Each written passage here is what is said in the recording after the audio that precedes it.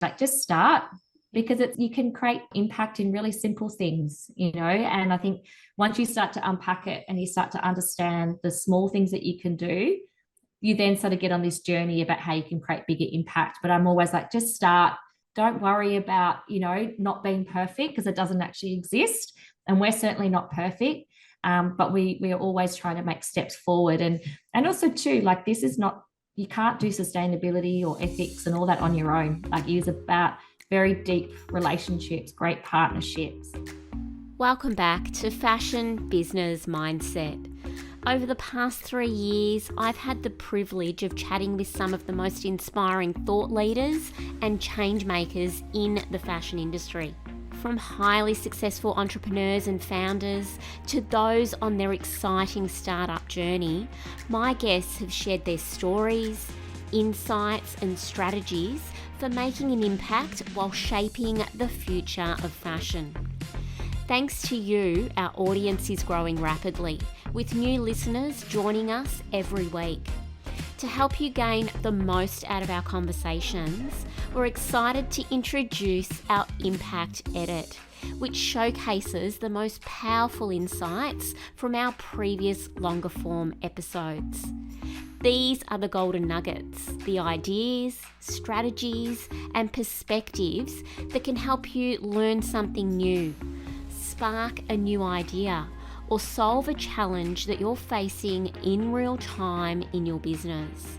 And best of all, we've purposefully kept these episodes short, minimum time for maximum impact.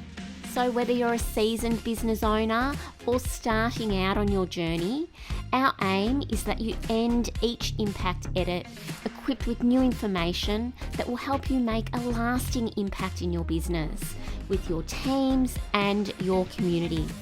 I hope you enjoy the Impact Edit, and before I go, if I could please ask you to hit subscribe to our podcast so you'll never miss an episode. So let's dive in. Well, what a journey that you had in the industry, and you were building your career, Lou. So you were on an upward trajectory in terms of your career path. Yeah. So obviously meeting Deb and having this inspiration and this spark, interest in your own business kind of came to fruition. And often that does happen in partnerships. You start to ruminate about the what ifs and the vision and what could you do. Yeah. But what was the catalyst? How hard was it to take that step into your own business? What was that whole decision-making kind of period of time like for you? Because it's not for the faint-hearted. It's a huge decision. How did that play out? Yeah, look, it was something that I always had ambition for, ever since I was, a teenager. Like, I always wanted to, have my own business, in fashion. And I think sort of getting into my career very early on, sort of, as you said, like, that actually gave me this really the building blocks to kind of thinking about at some stage when the time is right to sort of build my own brand and start that.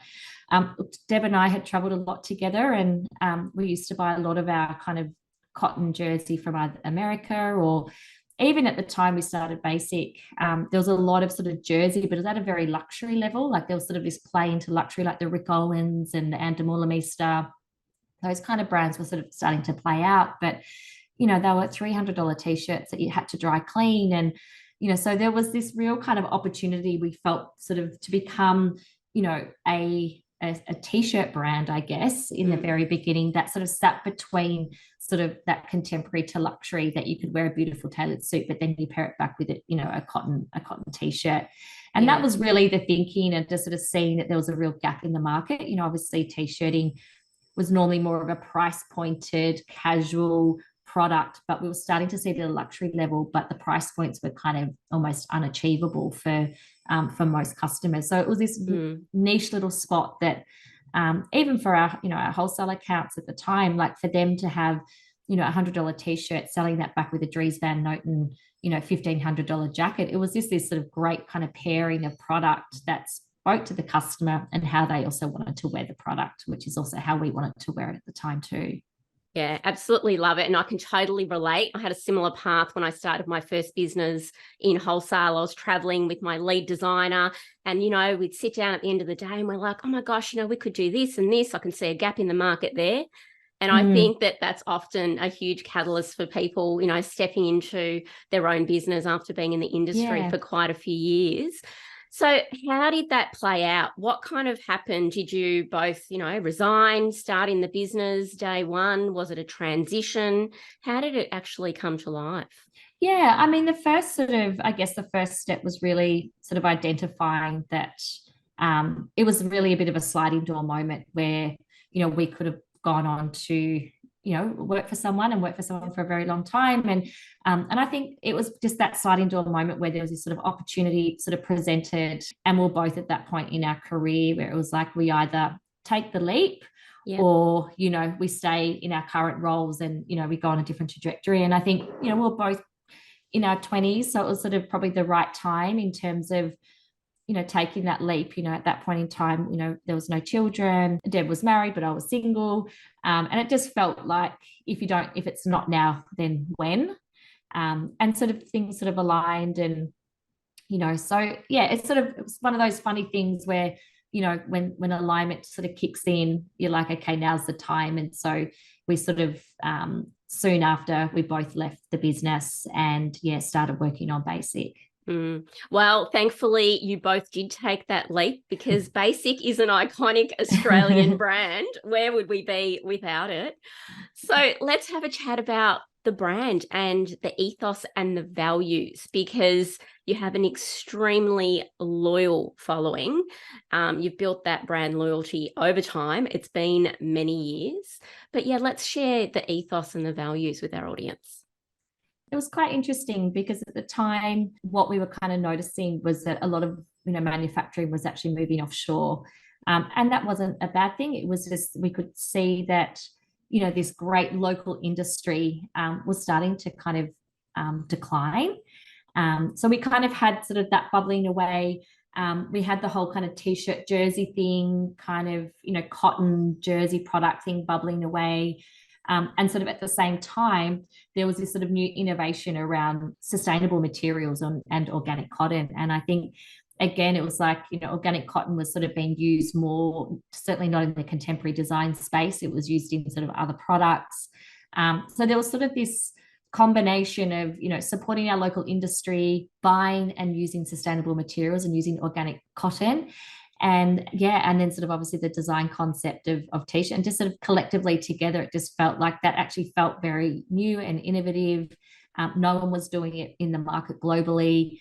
And that was really our point of difference, because we were going into a market that there is hundreds of t-shirt brands. You can buy it at every corner store, till you go up to your Westfield, and there's many brands doing cotton t-shirts. But we wanted to create a point of difference and really set the brand up in a way that we felt we could make a much better contribution to our community, and to product. And your business model has become so sophisticated over time.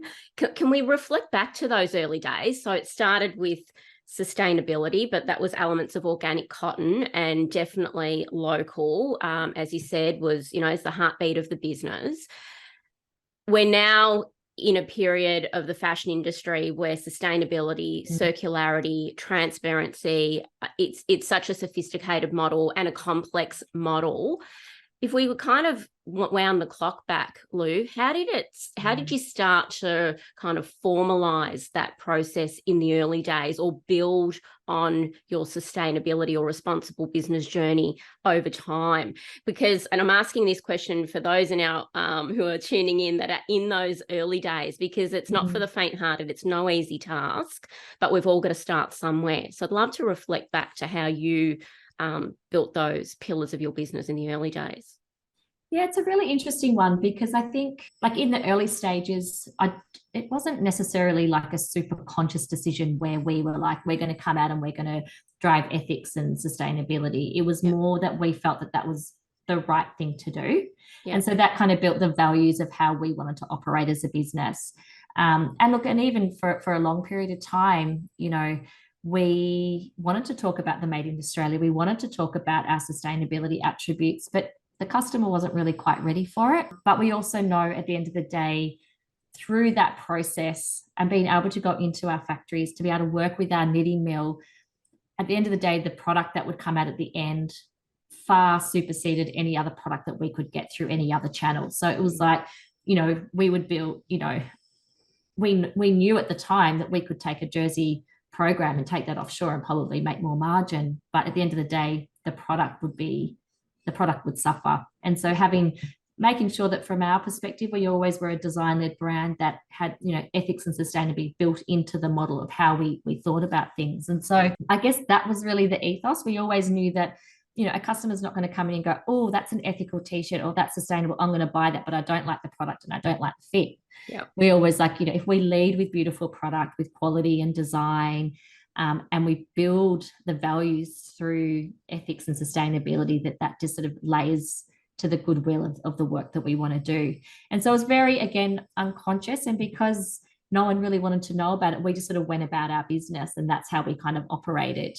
Yeah. And then it really wasn't until COVID hit that really kind of shone a light on, I guess, offshore manufacturing. It shone a light on people were asking where their products are coming from, what's it made of, coupled with, the climate emergency that's sort of happening at the moment. It was sort of all of a sudden people are now going, oh, synthetic fibers or lower impact. So even though they might not understand it in its entirety, we certainly started to hear a lot of questions and people wanting to know about, bassike and the product and where it was coming from. And as you said, supply chain is very, very complex.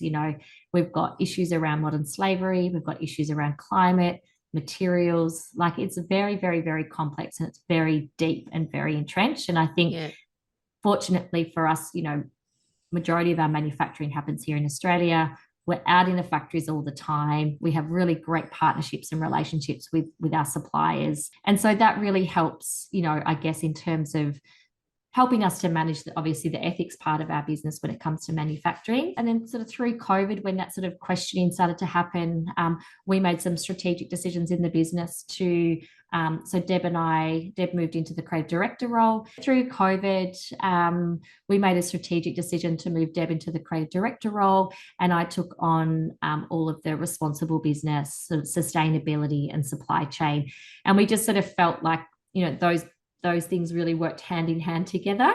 And then that sort of led us on a pathway to really start to unpack all the work that we're doing, kind of not rebuild it, but it was sort of like an unpacking to kind of put back together, where we were able to kind of say, this is all the great work that we've done over the last 17 years. Yeah. And where do we want to take this, and where are we heading, and what does the future look like?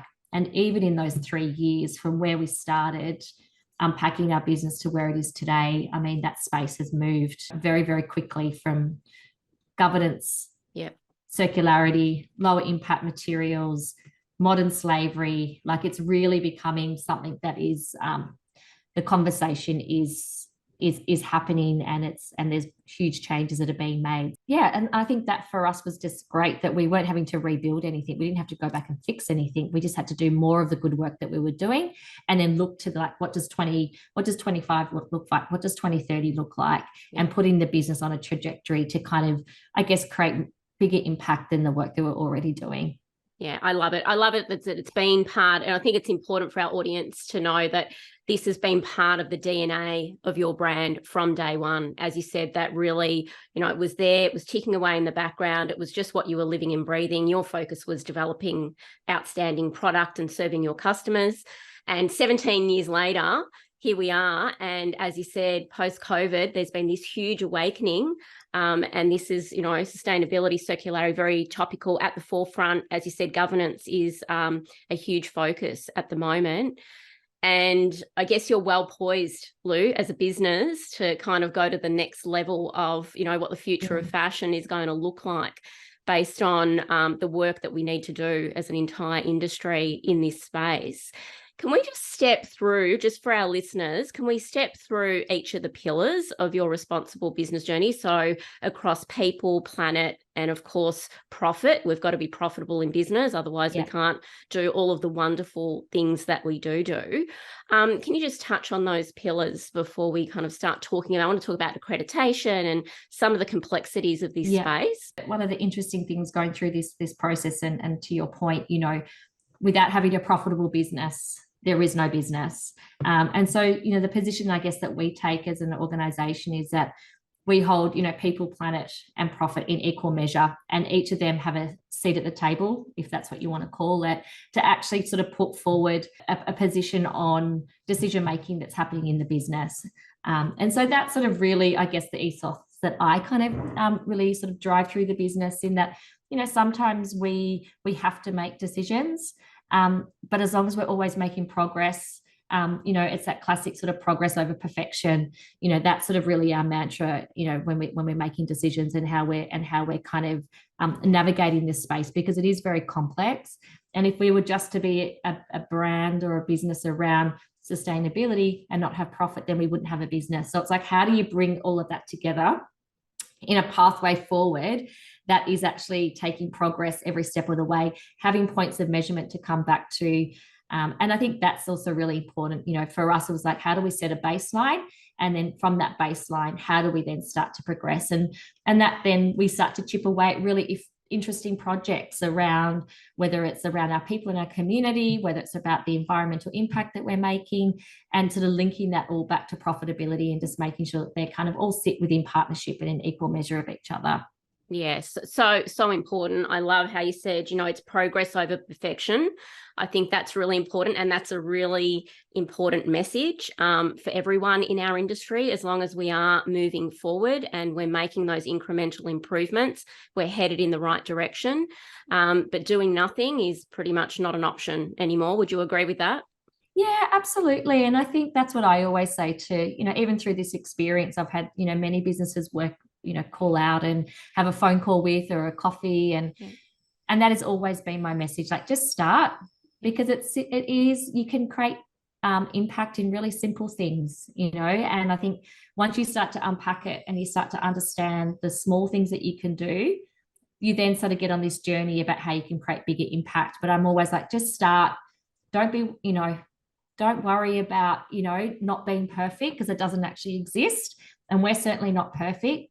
But we are always trying to make steps forward. And also too, like, this is not, you can't do sustainability or ethics and all that on your own. Like, it is about very deep relationships, great partnerships, you coming together and saying, okay, this is what we want to achieve. How can we work back with our fabric mills and work with more lower impact materials? How can we work back with our manufacturing partners, and building, you know, solar into their facilities so it has a, you know, energy efficiency. Like, so there's so many different layers, and it's about that relationship and that partnership having a very deep connection, and bringing that together as a partnership so you can all move forward. And once you get on that journey and we start to see results, you know, it's been, you know, phenomenal. And they see the economic benefit, you know, when we converted our Jersey factory to solar, you know, a 50% reduction, and fantastic. Everybody wins, you know, especially with the growing economic environment at the moment, and the pressure on wages. And so finding clever ways, which we can do, that doesn't cost us any more, but also has a very positive impact. But that's, a, you know, as I said, you know, deep connections and partnerships is very critical into the success of, you know, how you want to move forward as a business, because you certainly can't do sustainability on your own. It's too big. I absolutely love that, those deep connections and partnerships. I totally agree. No one can do this on their own. And so it is just a matter of starting, opening up the conversation. And as you said, once you see the results, of course, you know, you've mentioned a couple of things that create an economic uplift, but also it would bring a lot of inspiration to the business, because it's like, we're working with our partners, we're doing this, we're making a difference. And as you said, it's a win-win for everybody involved. Yeah. So really important message there, Lou. Thank you for sharing that. Can we talk about accreditation and the importance? So Basic uses global leadership standards and strategies to inform decisions and ensure that accountability, transparency, and measurability are built into the company's entire responsible business practices and goals. How important is accreditation? And can we talk about some of the accreditation that Basic has and what that process has been like? Yeah, look, when I sort of took on the role of responsible business, I think one of the interesting things was like, how do you tell your story? How do you get your message out there? And how you do it in a very authentic way, an effective way. And as I started to go through this process, and obviously you research and you scope out, what other brands are doing, or what the market is requiring, or what your customer is wanting from you. One of the things that became very, very obvious is that trust becomes a really big part of the story, especially around ethics and sustainability. And so one of the things that I sort of felt that we needed to do was like, I could sit here and go, we manufacture locally, we use organic cotton, we work with, our fabric mills, but to be able to stand behind that with authority, it's really important that certification and accreditation play a part in that, because that is not you saying, hey, we're doing a good job here. It's other organizations that have robust systems in place to work through what you're actually saying, to say, yes, what you're saying is accurate. And, businesses, brands or certifications, I should say, like B Corp, Climate Active, like they are super robust. It takes many, many months to actually go through the process. It is very rigorous. You have to present a huge amount of information. And the process is very arduous. It's very back and forth. And so then once you go through that accreditation process, you can say, this is actually what we stand for. And the B Corp process was extremely, especially for us, it was just such a great process because we had built this brand based on these values. But what was unreal was that we got to step back and went, wow, like 60% of our purchases are within Australia. So we have this huge, not only commitment, but this impact that we have on supporting local businesses, helping them to keep the industry, going. And so there was these really kind of feel good moments of like, oh, we know that we did really good work here, but like, this is actually really massive. And if we continue to grow and develop and these businesses continue to develop and grow with us, then that's a positive impact for everybody. Yeah. The second part of the B Corp process was really about identifying areas of opportunity. And that was also as equally as important to say, this is the great work we're doing, but here's some great sort of opportunity here for you guys to kind of, to move into. And so that for us was, again, things around what our policies are, challenging us on, what's our, certain different policies that, we might not have thought of or felt that were necessary, really challenged us to think about, how we wanted to, how do we want to treat, diversity and inclusivity in our business, and what's our policy and our position on that. And so they're the things that then, spark conversation around, okay, how do we see it and what do we stand for as a business? And even though it was part of what we did, we then had to put some stakes in the ground around all of that. So there was great learnings on both sides. And so that was, great. And then obviously the next sort of certification we did was through Climate Active. And Climate Active is a government-backed certification. And that really is, and what was so important about Climate Active was that really gave us our environmental impact baseline. So we now understand what our greenhouse gas contribution is, and then sets us on a journey of how do we actually, minimize, reduce, and what the pathway forward is. So they were like two very key indicators in, from a climate perspective and environmental impact, and then obviously around that sort of purpose-driven, B Corp around people, planet, and profit. So together, those were the certifications that I was like, they drive very different messaging, but it means that we're very serious about the work that we're doing. And it's led to some great things, when our knitting mill moved, they took on solar. We looked at all of our packaging. We looked at, how we're freighting, so these are the things that you start to think about because you have a baseline to work towards. And some things are really simple, as simple as converting our photocopier to when you print something, you have to go up and press the button to print the paper. Prior to that, we used to just have reams of paper. And so they're simple things, lighting. I mean, there's so many things from an environmental perspective that you can do. And then obviously, that was sort of more, I guess, more the organizational part. And then one of the real focuses for us has been on sort of lower impact materials and how we can kind of move the business into more lower impact, which is really going to be probably one of our biggest challenges, but one of the greatest impacts that we can do. But, again, that takes deep relationship with our fabric mills and our partners to talk about what they're doing in terms of innovation around materials that we can then work alongside with. So again, that partnership piece plays into it. Thank you so much for listening to the Fashion Business Mindset podcast. We'd love to keep connected. You can find us on Instagram and Facebook at Fashion Equipped. And if you'd like to find out more about our Start Your Fashion Business program and your mentor collective, head to our website fashionequipped.com.au. If you've enjoyed this episode, please share this podcast with others, hit subscribe, leave us a rating and review. Let's do this together.